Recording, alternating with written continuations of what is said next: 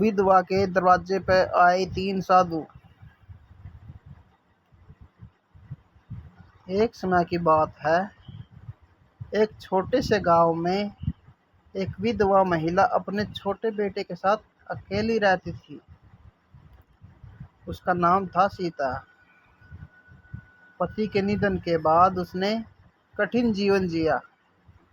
खेतों में काम किया, सिलाई कढ़ाई की और जैसे तैसे अपने बेटे गोपाल को बड़ा किया। एक ठंडी सुबह जब कोहरा धीरे धीरे छंट रहा था, सीता अपने आंगन में पानी छिड़क रही थी। तभी उसके कच्चे दरवाजे पर दस्तक हुई। उसने दरवाजा खोला तो सामने 3 वृद्ध साधु खड़े थे। उनके शरीर पर साधारण वस्त्र थे, चेहरा तेजस्वी और आंखों में गहरी शांति का भाव। सीता ने हाथ जोड़कर कहा, प्रणाम महाराज, कहिए क्या सेवा कर सकती हूँ। एक साधु बोले, बेटी हम भूखे हैं, क्या भोजन मिलेगा। सीता ने तुरंत उन्हें बैठने को कहा। अवश्य महाराज, मेरे पास थोड़ा बहुत है, पर प्रेम से परोसेगी। जैसे ही वह अंदर गई, एक साधु ने कहा, हम तीनों एक साथ नहीं खा सकते, तुम्हें निर्णय करना होगा, हम में से किसे बुलाओगी। सीता चौंकी, क्यों, आप तीनों साथ नहीं खा सकते। दूसरे साधु बोले, हमारे नाम है धन, सफलता और प्रेम, इनमें से किसी एक को ही तुम अपने घर बुला सकती हो। सोचो और निर्णय लो। सीता असमंजस में पड़ गई।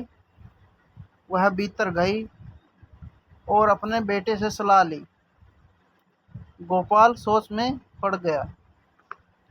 माँ, गोपाल बोला, अगर हम धन को बुलाएंगे तो हमारे पास पैसे होंगे, अगर सफलता को बुलाएंगे तो समाज में सम्मान मिलेगा, लेकिन अगर प्रेम को बुलाएंगे तो शायद हमारे जीवन में हमेशा सुख रहेगा। सीता मुस्कुराई, बेटा तूने सही कहा, हम प्रेम को बुलाएंगे। वह बाहर आई और हाथ जोड़कर बोली, महाराजों, कृपया प्रेम महाराज को पधारने दीजिए। जैसे ही प्रेम साधु आगे बढ़े, अन्य 2 धन और सफलता भी उनके पीछे पीछे चलने लगे। सीता चकित हो गई, पर आपने तो कहा था कि एक ही आ सकता है। एक साधु मुस्कुराए,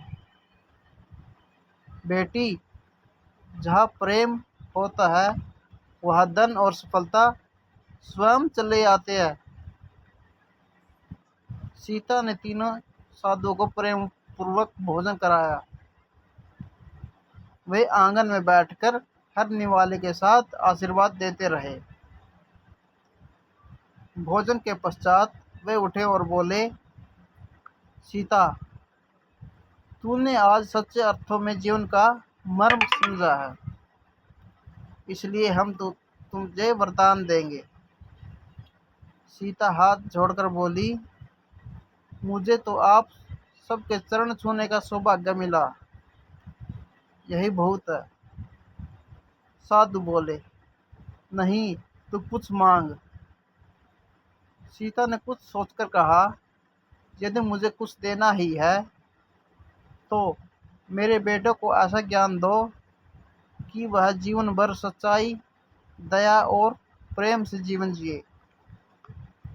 तीनों साधु हंसे और बोले, बेटी, तेरा पुत्र एक दिन लोगों को प्रेम का अर्थ समझाएगा।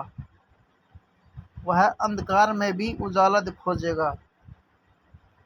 और फिर जैसे चमत्कार हो, तीनों साधु तेज प्रकाश में विलीन हो गए। समय बीता, गोपाल बड़ा हुआ, शिक्षित हुआ, पर उसने कभी लालच या अहंकार को नहीं अपनाया। वह गांव में एक स्कूल खोलता है, जहां वह गरीब बच्चों को मुफ्त में पढ़ाता है। उसकी माँ सीता हर रोज सुबह बच्चों को नाश्ता बनाकर देती।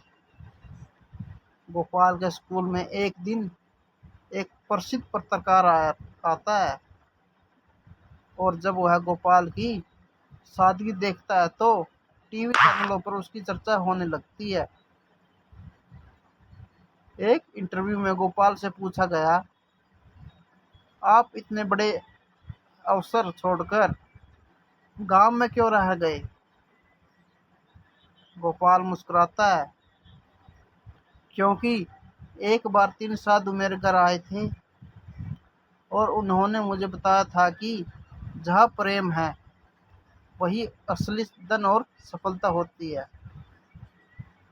कुछ वर्षों बाद सीता वृद्ध हो गई थी। एक दिन वह गोपाल से कहती है, बेटा, अब मेरा समय आ गया है, पर एक वचन दे, तू कभी उस प्रेम को ना छोड़ना जो हमारे दरवाजे पर आया था।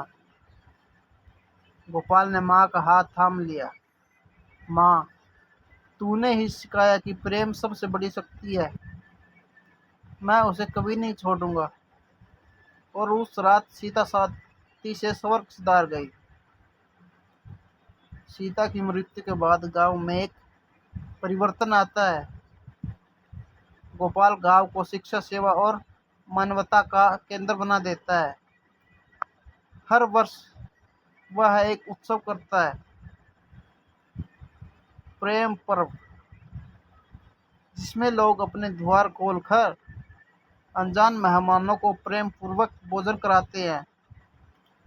एक वृद्ध महिला उस पर्व पर आती है और कहती है, बेटा, आज के युग में ऐसा प्रेम कहाँ मिलता है? गोपाल कहता है, माँ, प्रेम को घर बुलाना पड़ता है। अगर दरवाजा बंद रहेगा तो वह आएगा कैसे? नमस्कार।